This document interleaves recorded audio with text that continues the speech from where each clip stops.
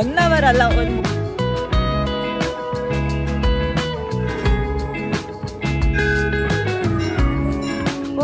ಶ್ರುತಿ ನಿಮ್ಮೂರಿಗೆ ಬಂದಿದ್ಯಾ? ಅಲ್ಲ ಕೊಡ್ಲು ಬೇಕಾ ಮಚ್ಚಬೇಕಾ? ಬೆಂಡಿಟ್ಬಿಟ್ಟವ್ರೆ ಬಾಂಬೆ ಮಿಠಾಯಿ ಅಲ್ಲಿ ನಮ್ ಗೌಡ್ರ ಪಡ್ಸಲೆ. ಹಾಯ್ ಎಲ್ರಿಗೂ ನಮಸ್ಕಾರ. ಇವತ್ತು ಶುಕ್ರವಾರ ರಾತ್ರಿ 10 ಗಂಟೆ ಆಗಿದೆ ನೈಟು. ಚಾಮುಂಡಿ ಬೆಟ್ಟಕ್ಕೆ ಬೆಂಕಿ ಎತ್ಕೊಂಡಿತ್ತು ಮಧ್ಯಾಹ್ನ 1 ಗಂಟೆಲೇ. ಹಾಗೆ ಸ್ವಲ್ಪ ನಮ್ಮ ಮನೆಗೆ ಹತ್ರಕ್ಕೆ ಕಾಣಿಸ್ತಾ ಇತ್ತು. ಬಟ್ ಇದು ನಮ್ಮ ಸೈಡಲ್ಲ, ಆ ಕಡೆ ಉತ್ನಳಮ್ಮ ದೇವಸ್ಥಾನದ ಸೈಡು ಸ್ವಲ್ಪ ಬೆಂಕಿ ಜಾಸ್ತಿ ಆದಾಗ ಅದ್ರದ್ದು ಸ್ವಲ್ಪ ಒಂದೊಂದು ಸ್ವಲ್ಪ ಕಾಣಿಸ್ತಾ ಇತ್ತು ಕೆಳಗಡೆ ಆದಂಗೆ. ಅಷ್ಟರಲ್ಲಿ ರಾಘು ಮನೆಗೆ ಬಂದರು. ನೋಡೋಣ ಅಂತಲೇ ಹೇಳಿ ಸ್ವಲ್ಪ ಉತ್ನಳಮ್ಮನ ದೇವಸ್ಥಾನದ ಕಡೆ ಹೋಗಿದ್ವಿ. ನಾವು ಹೋದಾಗ ರಾತ್ರಿ 10:30 ಆಗಿತ್ತು. ಅವಾಗೂ ಕೂಡ ತುಂಬ ಕಡೆ ಬೆಂಕಿ ಎತ್ಕೊಂಡಿತ್ತು ಅಂತಲೇ ಹೇಳ್ಬೋದು. ಮಧ್ಯಾಹ್ನ 1-1:30ಗೆ ಎತ್ಕೊಂಡಿರೋ ಬೆಂಕಿ ರಾತ್ರಿ 10:30 ಆದ್ರೂ ಇನ್ನೂ ಆರ್ಸೋಕ್ಕೆ ಆಗಿರಲಿಲ್ಲ ಅವ್ರ ಕೈಯಲ್ಲಿ. ಬಟ್ ಏನಂದರೆ ಒಂಥವೇ ಬೆಂಕಿ ಎತ್ತಿದರೆ ಬೇಗ ಆರಿಸ್ಬೋದಿತ್ತು ಏನೋ. ಸುಮಾರು 8-9 ಕಡೆನೇ ಬೆಂಕಿ ಎತ್ಕೊಂಡಿತ್ತು ಅಂತಲೇ ಹೇಳ್ಬೋದು. ಸಣ್ಣದಾಗೆ ಈ ಒಣಗಿರೋ ಎಲೆಗಳು ಆರ್ಕೊಂಡೋಗಿ ಎಲ್ಲಿ ಬೀಳುತ್ತೋ ಅಲ್ಲೆಲ್ಲ ಹತ್ಕೊಂಡ್ಬಿಟ್ಟಿತ್ತು. ಪಾಪ ನನಗಂತೂ ಸಿಕ್ಕಾಪಟ್ಟೆ ಬೇಜಾರಾಯಿತು. ನಾನು ಮೈಸೂರಿಗೆ ಬಂದಾಗಿಂದ ಕಾಡ್ಗಿಚ್ಚು ಅಂತ ಪೇಪರು ನ್ಯೂಸಲ್ಲೆಲ್ಲ ನೋಡ್ತಿದ್ದೆ ಚಾಮುಂಡಿ ಬೆಟ್ಟದಲ್ಲಿ ಬೆಂಕಿ ಅಂತ. ಇದೆ ಫಸ್ಟ್ ಟೈಮ್ ನಾನು ಲೈವಲ್ಲಿ ನೋಡ್ತಾ ಇರೋದು. ನಾನು ಹೋದ್ವಾರ ಕೂಡ ಬೆಟ್ಟಕ್ಕೆ ಹೋಗಿದ್ದು ಬಂದಿದ್ದೆ. ಬಟ್ ಎಲ್ಲ ಫುಲ್ಲು ಒಣಗೋಗ್ಬಿಟ್ಟಿತ್ತು ಮರ ಎಲ್ಲ.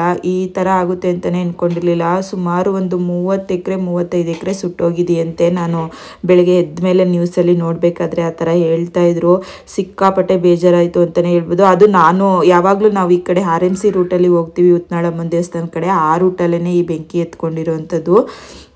ಸಿಕ್ಕಾಪಟ್ಟೆ ಬೇಜಾರಾಗ್ತಾಯಿತ್ತು. ಪಾಪ ಫೈರ್ ಇಂಜಿನ್ ಅವರೆಲ್ಲ ಮಧ್ಯಾಹ್ನ 1 ಗಂಟೆಯಿಂದನೂ ಟ್ರೈ ಮಾಡಿದ್ರು, ಆಗ್ತಾನೇ ಇಲ್ಲ. ಅದರಲ್ಲೂ ಇನ್ನೂ ಕೆಳಗಡೆ ಎಲ್ಲ ಸುಮಾರು ಬೆಂಕಿ ಹಂಗೇ ಉರಿತಾನೇ ಇತ್ತು.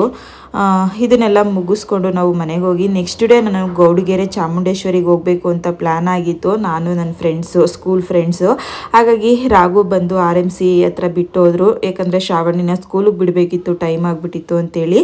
ನಾನು ಮದ್ದೂರಿಗೆ ಹೋಗಿ ಮದ್ದೂರಿಂದ ಡೈರೆಕ್ಟ್ ಬಸ್ಸನ್ನು ತೊಗೊಂಡಿದ್ದೀನಿ ದೇವಸ್ಥಾನಕ್ಕೆ. ಮದ್ದೂರಿಂದ ಡೈರೆಕ್ಟ್ ಇದೆ. ಹಾಗೆ ನಿಮಗೆ ಮೈಸೂರಿಂದನೂ ಡೈರೆಕ್ಟ್ ಬಸ್ ಇದೆ. ನಿಮಗೆ ಶುಕ್ರವಾರ, ಮಂಗಳವಾರ, ಭಾನುವಾರ ಆದರೆ ಡೈರೆಕ್ಟ್ ಬಸ್ ಇದೆ. ನಾನು ಡೈರೆಕ್ಟ್ ಬಂದು ಇಲ್ಲೇ ಇಳ್ಕೊಂಡೆ. ನನ್ನ ಫ್ರೆಂಡ್ಸು ಕೂಡ ಬಂದಿದ್ದಾರೆ, ಅವ್ರನ್ನೂ ಕೂಡ ನಿನಗೆ ತೋರಿಸ್ತೀನಿ. ಇವರು ನನ್ನ school friends, Pallavi and Shruti ಅಂತೇಳಿ. ರೆಡ್ ಕಲರ್ ಡ್ರೆಸ್ ಹಾಕಿರೋರು ಪಲ್ಲವಿ, ವೈಟ್ ಹಾಕಿರೋಳು ಶ್ರುತಿ. ಮತ್ತೆ ಈ ಕಡೆಯಿಂದ ಬಂದಿದ್ದೀರಾ? ನಾನು 1 ಅವರ್ ಅಲ್ಲ, 1.25 ಅವರ್ ಆಗಿರ್ಬೋದು. 1 ಅವರ್ ಆಯ್ತು. ಸ್ವಲ್ಪ ನನ್ನಿಂದ ಲೇಟ್ ಆಯ್ತು. ಸದ್ಯ ಬಂದಲ್ಲ, ಅದೇ ಖುಷಿ. ಇದು ಫಸ್ಟ್ ಟೈಮ್ ಅಪ್ಪಲ್ವಾ? First time. ಇಲ್ಲೇ ಹತ್ರದಲ್ಲೇ ಇರೋದು, 10 ಕಿಲೋಮೀಟರ್ ಒಳಗಡೆನೆ ಅವರ ಈ ದೇವಸ್ಥಾನದಿಂದ. ಆದ್ರೆ ಇವತ್ತೇ ಫಸ್ಟ್ ಟೈಮ್. ನಂದು ಇದು ಸೆಕೆಂಡ್ ಟೈಮ್. ಅಲ್ಲೇ 1 ಟೈಮ್ ಬಂದಿದೆ, ಸೆಕೆಂಡ್ ಟೈಮ್ ಇವತ್ತು. ಶನಿವಾರ ಆಗಿರೋದ್ರಿಂದ ಏನಷ್ಟು ಜನ ಇಲ್ಲ ಅಲ್ವಾ? ಆದ್ರೂ ಸ್ವಲ್ಪ ಜನ ಅವರೇ. ನಮ್ಮಲ್ಲಿ ನೋಡಿದಾಗೆಲ್ಲ ಫುಲ್ ರಶ್ ಇರುತ್ತೆ. ಇವತ್ತೇನು ಅಷ್ಟು ರಶ್ ಇಲ್ಲ. ಸುಮಾರು ದಿನದಿಂದ ಪ್ಲ್ಯಾನ್ ಮಾಡ್ತಿದ್ವಿ. ಅದರಲ್ಲೂ ಕೂಡ ಇವತ್ತು ಒಬ್ಬರು ಬರಲೇ ಇಲ್ಲ, ಅರ್ಪಿತಾ ಅಂತೇಳಿ. ಅವಳಿಗೆ ಸ್ವಲ್ಪ ಕೆಲಸ ಇತ್ತು ಅಂತೇಳಿ. ಯಾವಾಗಾದರೂ 1 ಟೈಮ್ ಹಿಂಗೆ ಫಿಕ್ಸ್ ಮಾಡಿದಾಗ ಯಾರಿಗಾದ್ರೂ ಒಬ್ರಿಗೆ ಪ್ರಾಬ್ಲಮ್ ಇದ್ದೇ ಇರುತ್ತೆ. ಹಾಗಾಗಿ ಸ್ವಲ್ಪ ಈ ಥರ 5-6 ಜನ ಹೋಗೋದೆಲ್ಲ ಸ್ವಲ್ಪ ಕಷ್ಟನೇ. ಎಲ್ಲರಿಗೂ ಒಂದೇ ಥರ ಇರೋಲ್ಲ ಟೈಮಿಂಗ್ಸ್ ಅಲ್ವಾ. ಹಾಗಾಗಿ ನಾವು ದೇವಸ್ಥಾನಕ್ಕೆ ಎಂಟ್ರಿ ಕೊಟ್ವಿ. ನಾವು ಹೋಗಿದ್ದು ಶನಿವಾರ ಆಗಿರೋದ್ರಿಂದ ಏನು ಅಷ್ಟು ರಶ್ ಅನ್ನಿಸ್ಲಿಲ್ಲ. ಬಟ್ ಶನಿವಾರ ದಿವಸನೂ ಇಷ್ಟು ರಶ್ ಇದೆ ಅಂದರೆ ಶುಕ್ರವಾರ, ಮಂಗಳವಾರ ಎಲ್ಲ ಲೆಕ್ಕ ಹಾಕೊಂಡ್ರೆ ಎಷ್ಟು ರಶ್ ಇರುತ್ತೆ ಅನ್ನೋದನ್ನು ಅಂದಾಜು ಮಾಡ್ಬೋದಿತ್ತು ನಾವು. ಯಾಕಂದರೆ ಶನಿವಾರ ನಾವು ಹೋದಾಗ ಸುಮಾರು 10-10:30 ಏನೋ ಆಗಿತ್ತು. ಅಷ್ಟೊತ್ತಿಗೆ ಇಷ್ಟೊಂದು ರಶ್ ಆಗಿತ್ತು ಅಂತಲೇ ಹೇಳ್ಬೋದು. ಹಾಗೆ ದರ್ಶನ ಎಲ್ಲ ಮುಗಿಸ್ಕೊಂಡು ನಾವು ಹೊರಗಡೆ ಬಂದ್ವಿ. ಹೊರಗಡೆ ಬಂದು ಸ್ವಲ್ಪ ಹೊತ್ತು ಕೂತಿದ್ದು. ಸುಮಾರು ಜನ ತೆಂಗಿನಕಾಯಿನ ಕಟ್ತಾರೆ ಇಲ್ಲಿ. 7 ವಾರ ಆಗಿರ್ಬೋದು, 5 ವಾರ, 6 ವಾರ ಈ ಥರ ತೆಂಗಿನಕಾಯಿನ ಕಟ್ಟೋ ಅಭ್ಯಾಸನೂ ಕೂಡ ಇಲ್ಲಿ ಮಾಡ್ಕೊಂಡಿದ್ದಾರೆ. ಅದ್ರ ಜೊತೆಗೆ ಇಲ್ಲಿ ಉಪ್ಪಿನ ಆರತಿ ಮತ್ತು ಬೆಲ್ಲದ ಆರತಿನೂ ಕೂಡ ಮಾಡ್ತಾರೆ. ನಾನು ಲಾಸ್ಟ್ ಟೈಮ್ ಬಂದಾಗ ಇಷ್ಟೊಂದು ಉಪ್ಪಿರಲಿಲ್ಲ. ಎಷ್ಟು ಉಪ್ಪಿದೆ ಅಂದರೆ ಇಲ್ಲಿ ಸಿಕ್ಕಾಪಟ್ಟೆ ಉಪ್ಪು ಮತ್ತು ಬೆಲ್ಲದ ಆರತಿನ ಮಾಡ್ತಾಯಿದ್ರು ಅಂತಲೇ ಹೇಳ್ಬೋದು. ಹಾಗೆ ನಾವು ಗರ್ಭಗುಡಿ ದೇವಸ್ಥಾನದನ್ನೆಲ್ಲ ದರ್ಶನ ಮುಗಿಸ್ಕೊಂಡು ನಾವು ಮೇಲ್ಗಡೆ ಹೋಗ್ತಾ ಇದ್ದೀವಿ. ಇದೇ ಇಲ್ಲಿಗೆ ಮೇನ್ ಅಟ್ರಾಕ್ಟ್ ಅಂತಲೇ ಹೇಳ್ಬೋದು. ತುಂಬ ಜನ ಇನ್ಸ್ಟಾಗ್ರಾಮಲ್ಲಿ ನೋಡಿ ಇಲ್ಲಿ ಸಿಕ್ಕಾಪಟ್ಟೆ ಜನ ಬರುತ್ತಂತೆ ಶುಕ್ರವಾರ ಮಂಗಳವಾರ ಎಲ್ಲ. ಎಷ್ಟೊಂದು ದೂರಿಂದ ಎಲ್ಲ ಬರ್ತಾರೆ ಅಂತಂದರೆ, ನನ್ನ ಪಕ್ಕ ಒಬ್ಬರು ಬಸ್ಸಲ್ಲಿ ಬಂದರು. HD ಕೋಟೆಯಿಂದ 4 ಗಂಟೆಗೆ ಎದ್ದು ತೆಂಗಿನಕಾಯಿ ಕಟ್ಟೋದಕ್ಕೆ ಅಂತ 3 ವಾರದಿಂದ ಬರ್ತಿದ್ದಾರಂತೆ. ಏನೋ ಅವ್ರವ್ರ ನಂಬಿಕೆ, ನಾನು ಇದ್ರ ಬಗ್ಗೆ ಏನೂ ಹೇಳೋದಕ್ಕಾಗೋದಿಲ್ಲ. ನಾವು ತೆಂಗಿನಕಾಯಿ ಆ ಥರದ್ದೇನು ಕಟ್ಟಲಿಲ್ಲ. ಹಾಗೆಯೇ ಎಲ್ಲ ದರ್ಶನ ಮುಗಿಸ್ಕೊಂಡು ನಾವು ಇಲ್ಲಿ ಕೆಳಗಡೆ ಮ್ಯೂಸಿಯಂ ಓಪನ್ ಆಗಿದೆ. ನಾನು ಲಾಸ್ಟ್ ಟೈಮ್ ಬಂದಾಗ ಇನ್ನೂ ಓಪನ್ ಆಗಿರಲಿಲ್ಲ. ಹಾಗಾಗಿ ಮ್ಯೂಸಿಯಂ ನೋಡೋಣ ಅಂತೇಳಿ ನಾವು ಹೊರಟ್ವಿ. ಇದು ಎಂಟ್ರಿ ಟಿಕೆಟ್ ಬಂದು ದೊಡ್ಡವ್ರಿಗೆ 50 ರೂಪಾಯಿ ಇದೆ.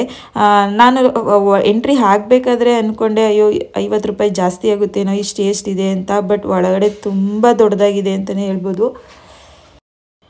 ಒಳಗಡೆ ಎಂಟ್ರಿ ಆಗ್ತಿದ್ದಂಗೆ ಸೇಮ್ ರಾಜರು ಪ್ರತಿಬಿಂಬ ಮತ್ತು ರೈತರು, ಸೈನಿಕ, ನಮ್ಮ ಎಕ್ಸಿಬಿಷನಲ್ಲಿ ಯಾವ ಥರ ಇಟ್ಟಿರ್ತಾರೆ ಅದರಲ್ಲಿ ಸ್ವಲ್ಪ ಡಿಫ್ರೆಂಟಾಗಿ ಇದು ಗುಹೆ ಒಳಗಡೆ ಇರೋ ಥರ ಎಲ್ಲ ಇಟ್ಟಿದ್ರು.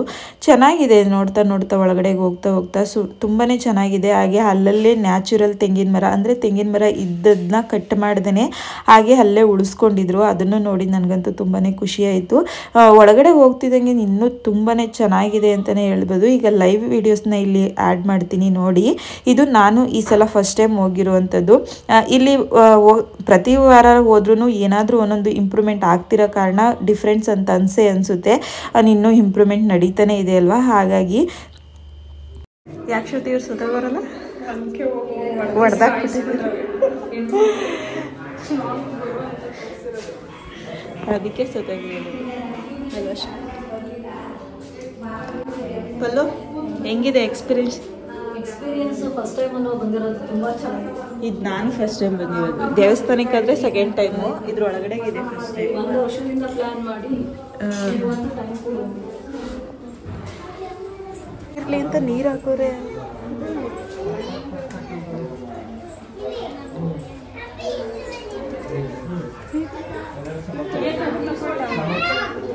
ಬ್ಲಿಂಕ್ ಆಯ್ತಾ ಅಲ್ವಾ ಪಲ್ಲು? ಫೋಟೋ ಹೆಂಗ್ ಬರ್ತದೆ? ಬ್ಲಿಂಕ್ ಆಯ್ತದಲ್ಲ, ಫೋಟೋ ಆಗಲ್ಲ. ಇಲ್ಲಾಗುತ್ತೆ ಶಿವನಿದು. ಇದರಲ್ಲಂತೂ ಚಾಮುಂಡೇಶ್ವರಿ ಅವತಾರಗಳದ್ದು ಫೋಟೋಸ್ ಅಂತೂ ತುಂಬಾ ಚೆನ್ನಾಗಿತ್ತು ಅಂತಲೇ ಹೇಳ್ಬೋದು. ಚಾಮುಂಡೇಶ್ವರಿಯ ಎಲ್ಲ ಅವತಾರದ ಫೋಟೋಸು ಮತ್ತು ಈ ಥರ ಎಲ್ಲ ಮಾಡಿಟ್ಟಿದ್ರು. ತುಂಬ ಚೆನ್ನಾಗಿದೆ. ಫೋಟೋಗೂ ಕೂಡ ಅಷ್ಟೇ, ಮಕ್ಕಳು ನೋಡೋದಕ್ಕೂ. ಗುಹೆ ಒಳಗಡೆ ಬಂದಿದ್ದಾರೆ ಎಲ್ಲರೂ. ಚಾಮುಂಡೇಶ್ವರಿ ಗುಹೆ ಇದು. ಮೇಲ್ಗಡೆ ದೇವಸ್ಥಾನ, ಕೆಳಗಡೆ ಗುಹೆ ಅಲ್ವಾ ಪಲ್ಲೋ? ಇನ್ನೂ ಯಾಕೆ ಇಟ್ಟಿದ್ರು?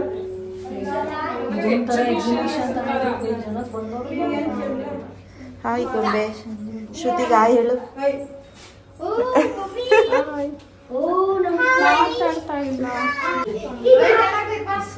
ಎಷ್ಟೋ ಇದು ಸೈನ್ಸ್ ಎಕ್ಸಿಬಿಷನ್.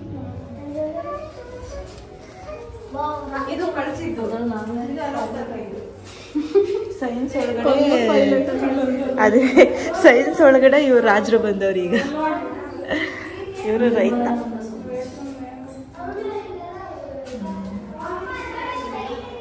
ನಿರ್ಮಾಲನ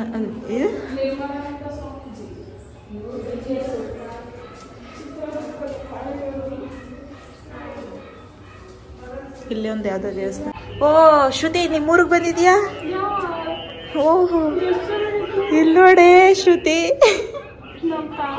ನಿಮ್ಮ ತಾತ, ನಿಮ್ಮ ಅಜ್ಜಿ, ನಿಮ್ಮ ಮುತ್ತಜ್ಜಿ ಎಲ್ಲ ಇಲ್ಲೇ ಅವ್ರೆ. ಇವರೆಲ್ಲ ಬಟ್ಟೆ ನೇಯ್ತವ್ರೆ. ಯಾವ ಕಲರ್ ಬೇಕು ಪಲ್ಲು? ಯಾವ ಕಲರ್ ಬೇಕು?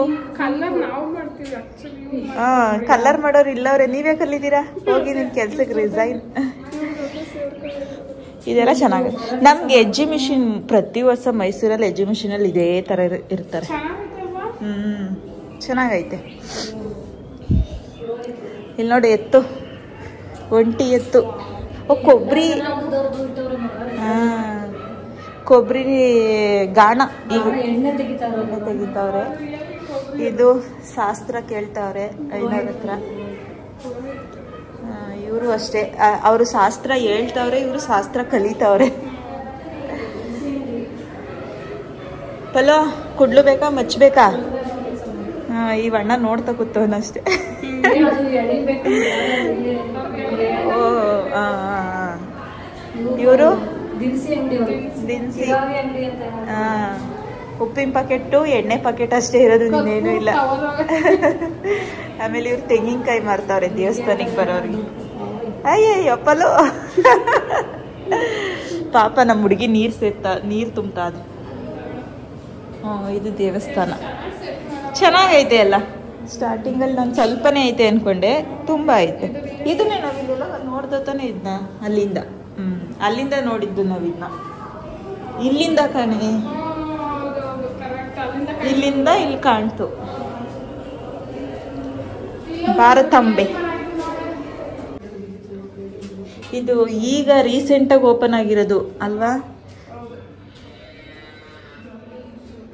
ಸಾಕಾದಾಗೈತೆ. ಎಲ್ಲಿ ಶ್ರುತಿ, ನೀನು ನಿಮ್ಮ ಯಜಮಾನ್ರು ಬಂದು ಕುತ್ಕೊಬಿಡಿ ಅಲ್ಲಿ. ನೀನೇ. ಇವರು ಸಿಲೆಗಳು ಕೆತ್ತನೆ ಮಾಡ್ತಾವ್ರೆ. ಇದು ಮನೆ. ಅಕ್ಕಿ ರೊಟ್ಟಿನ ಅನ್ನದ ಬದಲು ಬೆಂಡಿಟ್ಬಿಟ್ಟವ್ರೆ. ಅಲ್ಲಿ ಅಕ್ಕಿ ರೊಟ್ಟಿ ಮಾಡ್ತಾವ್ರೆ. ಇಲ್ಲಿ ರಿಯಲ್ ಭತ್ತ ಇಟ್ಟವ್ರೆ, ಭತ್ತ ಕುಟ್ಟಕ್ಕೆ. ಅಡುಗೆ ಮನೆ ಕಬೋರ್ಡು. ಮತ್ತೆ ಇವರು ಪಾಪು ಊಟ ಮಾಡಿಸ್ತಾವ್ರೆ ಅಜ್ಜಿ. ಓ ಶ್ರುತಿ, ಇಲ್ಲಿ ನಿಮ್ಮ ತಾತ. ಓ ಅವ್ರಕ್ಕಿಂತ ಇಲ್ಲಿ ಬಾ ಶ್ರುತಿ, ಬಾಂಬೆ ಮಿಠಾಯಿ ಇಸ್ಕೊ. ಮುಟ್ಬೇಡ ಕಣಿ. ಶ್ರುತಿಯವ್ರ ರಿಲೇಷನ್ ಇವರೆಲ್ಲ ಗೊಡ್ನೆ. ಇಲ್ಲಿ ನೋಡು, ಇವ್ರು ಗೊಡ್ನೆ ಸುರ್ಸ್ಕೊಂಡು ಕೂತಾರೆ.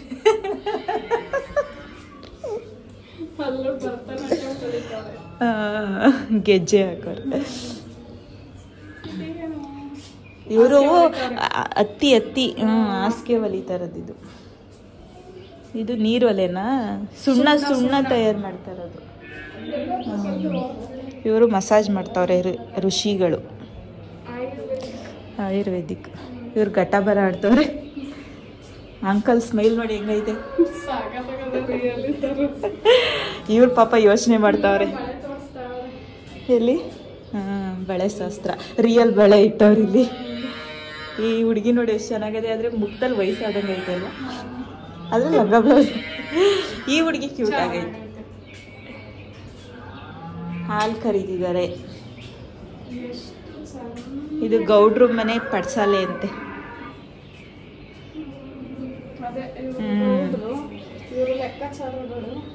ಅವರು ಏನಪ್ಪ, ಇವರು ಹೂವು ಕಟ್ಟೋರು.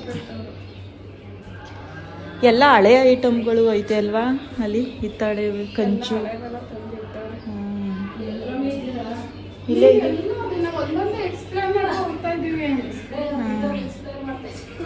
ಬಾ ಎಕ್ಸ್ಪ್ಲೈನ್ ಮಾಡಪ್ಪಲ್ಲು. ಹೆಂಗ ಅನ್ನಿಸ್ತಪ್ಪಲ್ಲ? ತುಂಬಾ ಚೆನ್ನಾಗಿ ಅನಿಸ್ತಾ ಇದೆ. 50 ರೂಪಾಯಿ ಕೊಟ್ಟು ಬಂದಿದ್ದಕ್ಕೆ ಏನು ಬೇಜಾರು.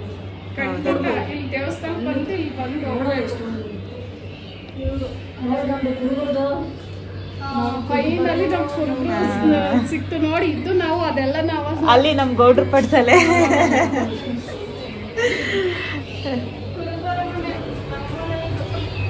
ಇಷ್ಟರಲ್ಲಿ ಜರಿ ಎರಿತಾ ಇದೆ. ಏನು ಗೋದಾವರಿ ಎಲ್ಲ ತೋರೆ. ಸರಸ್ವತಿ ಅಂತ ತೋರಲ್ಲ ಅಲ್ಲಿ. ಗೋದಾವರಿ, ಇದು ಗೋದಾವರಿ, ಪಕ್ಕದಲ್ಲಿ ಸರಸ್ವತಿ. ಇವರೆಲ್ಲ ರಾಜರು.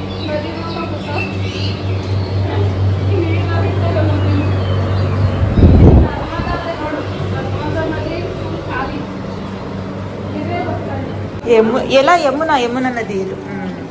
ನೋಡಿ, ಇಮೇಲೆ ಮಕ್ಳಿಗೆ ಹಿಂಗೆ ತೋರಿಸ್ಬೇಕೇನೋ. ಎಲ್ಲ ದೊಡ್ಡವರೈತ ಎಲ್ಲ ಬದ್ದೇ ಹೋಯ್ತವೆ. ಇದು ಸೋಮೇಶ್ವರ ಜ್ಯೋತಿರ್ಲಿಂಗ, ಗುಜರಾತ್. ಲಿಂಗನೂ ಅಷ್ಟೇ ಚೆನ್ನಾಗೈತೆ. ಮುಗಿತಾನೆ ಇಲ್ಲ. ಋಷಿಗಳು ಉತ್ತ ಚೆನ್ನಾಗೈತೆ.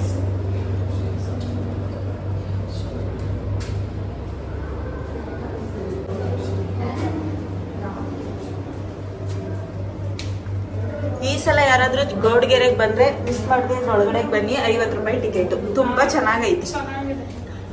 ಏನಿಲ್ಲ, ಲಾಸ್ ಅಂತ ಏನಿಲ್ಲ. ಮಕ್ಳಿಗಂತೂ ತುಂಬಾ ಇಷ್ಟ ಆಗುತ್ತೆ. ಬಾಲಗಂಗಾಧರ ಸ್ವಾಮೀಜಿ, ಶಿವಕುಮಾರ ಸ್ವಾಮೀಜಿ. ಒಂದು ಸ್ವಲ್ಪ ಶಿವಕುಮಾರ ಸ್ವಾಮೀಜಿ ಥರ ಕಾಣಲ್ಲ.